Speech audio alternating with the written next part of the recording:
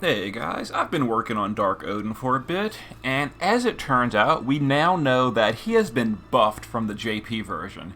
The global exclusive changes have increased his defense and spirit, so he is more tanky than he was for JP, which is why my original plan apparently failed. I had calculated it based on his JP stats, and I knew I would damage cap. He comes to global, all of a sudden I'm not damage capping, and now I know why. So I tried a few different strategies. I tried a few different teams. None of them are hitting the damage cap. So I'm going to go ahead and throw in the towel for the moment, and I'm going to come back later after I've EX2'd some of my Kingdom Hearts units. That's going to require the Shard Dungeon next week.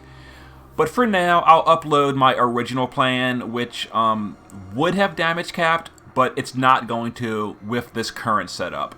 But it does get a decently high score. So I'll show you my original plan just so you can see it. So we're building on the water element team. Riku in the base form is just using minimal attack power. We got 30% to wind and earth on the entire team because we're going to be doing buffs to increase that to 100.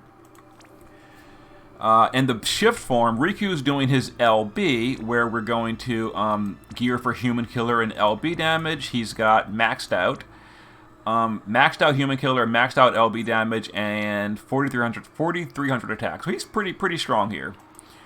Ibarra base form is using Judgment Staff and Dual Cast to get rid of the Imperils. You can use Bushido Freedom if you'd rather.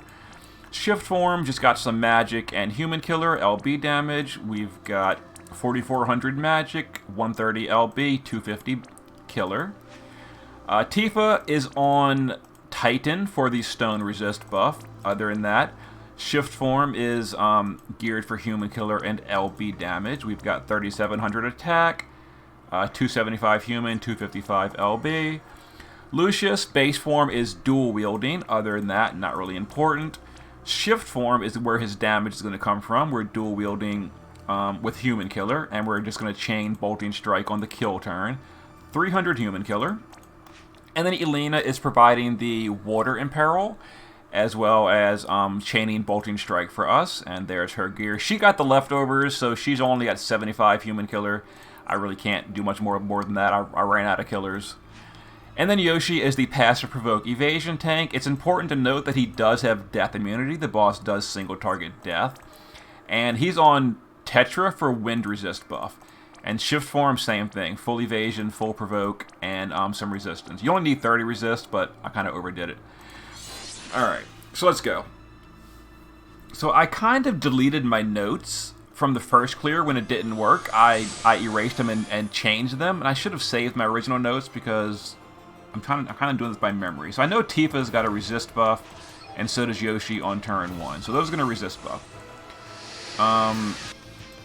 Okay, Ibarra is going to Debilitating Allure. That's a 5-turn magic buff that cannot be dispelled.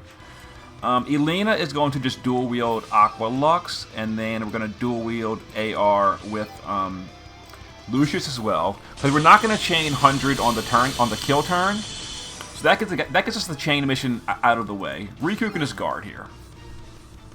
Yeah, on the kill turn, we're not doing 100-point chains. So I want to get that out the way early. So the boss does wind and earth damage. We're immune to it all. He's going to imperil us at the end of the turn, on turn 1. So you need to get rid of that imperil, either like Bushido Freedom or double cast Dispelga, some kind of way to get rid of that imperil. Let's go ahead and redirect. Or you could, of course, just gear your team in a lot of resistance gear, but that's going to really hurt your damage. Okay, so let's go ahead and reload Yoshi and Tifa to reapply those resist buffs. We're back to being immune again. Elena is going to just Aqua twice, and Stella for the Imperil. Lucius can just guard here.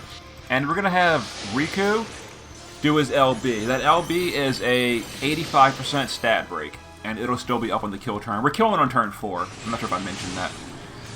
So here's the boss's wind attack, wind, earth, etc. We're immune to it all. Don't care. Alright, let's go ahead and pop Elena's LB for the modifier boost. Wait for this to finish because she is super lag. Alright, Lucius is going to Manifestation of Shadows, and that is not it. Manifestation of Shadows, that's a 300% attack buff that'll be up for next turn. Ibarra is going to shift, and she's going to use her Magnus in the shift form, which is a stronger human killer as compared to the one we're getting from Yoshi in a minute. Tifa's going to shift, and we're going to triple limit. We're going to concentration twice and awaken fighting. Riku will, let's see here. Let's dual trigger to refill his LB gauge, overdrive for the attack buff, and then dark break for the 130 dark imperil for Ibarra. And then Yoshi can just noob you lose. That's a 110 human killer buff for people that don't have a better version. And basically only Ibarra has a better version. So some more wind and earth attacks that we're immune to. Yoshi's provoking the single target. Okay, it's time to kill. We're imperiled again, but we're going to kill him on this turn anyway, so it doesn't really matter. So we're going to shift Yoshi. And we're going to double cast here. We're going to water imbue for the team. And we're going to LB damage boost for Riku and Ibarra. So Riku is going to Darkest Desire, and so is... Oh, I'm sorry, Ibarra is going to Darkest Desire. Riku is going to Shift, and then Dark Farega. Tifa is going to Cap as well. A lot of LBs going on here. Gemini Blade with Elena. We're going to go ahead and shift our Lucius. And then Shadow Assault 3 times. Okay, so we're going to go ahead and send these. Send Riku. Send Tifa. And yeah, so there we go.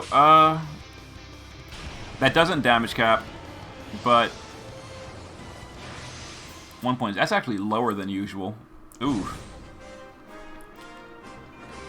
Anyway, so that you know, variance. You get higher, you get lower. So there was my original plan. That would have damage capped the original Odin, but he was buffed for global. So yeah, that's me. I will be brainstorming some ideas, seeing if I can get a better team setup or a strategy, maybe. Maybe swap some units around. Maybe bring masterminds on. I don't know. I've got to sit down and think about this. I'm not entirely sure I'm going to be damage capping this month, but I will be getting EX2, Sora, and Riku next week from the Shard Dungeon. So that'll be a big help. I'll put Sora on the team. Riku's EX2 will be a lot of damage bonus. I'll get Sora's STMR, big damage bonus. So I've definitely got some more power coming in next week. But for this week, that may be it for me as far as the best I can do. I don't know. I'll think about it, and we'll see. But we'll come back to it later. There's my temporary Odin fight. See you for another try later on.